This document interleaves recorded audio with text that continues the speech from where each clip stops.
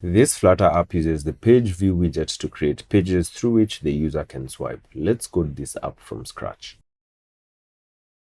We start off with an empty VS Code window. The first thing I'll do is open up the folder that I have created specifically for this project. Next, I'll open up the terminal and use the command flutter create demo_app to create a new project inside a folder called demo_app. We can see that our project has now been created. I'll go ahead and create a new folder inside this demo_app folder called images, where we're going to put the images that we're going to use for this project. I'll open up the file explorer, get the images that I need from my collection of images and paste them inside this images folder. I'll then go to the main.file and change this device to Chrome so that we are later able to run this app on the browser. Next, I'll change the title of this app, remove the comments in this code, and remove some of this code so that we remain with only a blank scaffold. Inside the body of the scaffold, we'll have the PageView widget whose first child will be the first page. For this, we will use a stack. At the bottom of this stack, we will have a sized box whose height will be the screen height and its width will be the screen width, and its child will be an image.asset that shows the mirror image with a boxFit.coverFit property to make sure the image fills up the entire sized box. On top of this sized box, we will have a centered sized box with a width of 150 and a height of 200, and the child will be a card widget that holds a padding with an all-round padding of 20, and the child of this padding will be a column widget with first a text widget that says marathon followed by a divider and then an arrow circle right icon, and finally a text widget that says keep swiping to check out the fun activities at the Mara. The second page will also be a stack, at the bottom of which we will have a sized box whose height will be the screen height and whose width will be the screen width, and its child will be an image.asset that shows the game drive image with a boxFit.coverFit property to make sure the image fills up the entire sized box. On top of this sized box, we will have a centered sized box with a width of 150, a height of 200, and its child will be a card widget whose child will be a padding with an all-round padding of 20, and its child will be a column widget with first a text widget that says game drive with a font size of 18 and a font weight of 600, followed by a divider, then a drive